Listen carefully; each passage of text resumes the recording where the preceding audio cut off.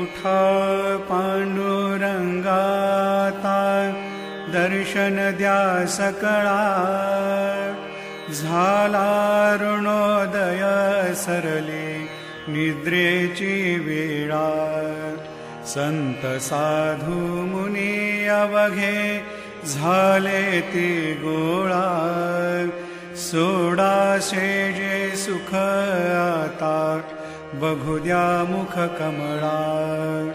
रंगमंडपी महाद्वारी झाली से दाटी मनवता वेळ रूप पहावया दृष्टी राही रखुमाबाई तुम्हा येऊ द्या दया शेजे हालवुनी जागे करा देवराया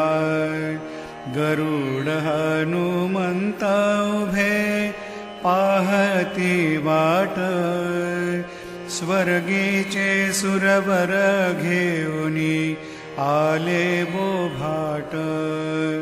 झाले मुक्त द्वार लाभ झाला रोकडा विष्णुदास नामा उभा घेऊनी काकडा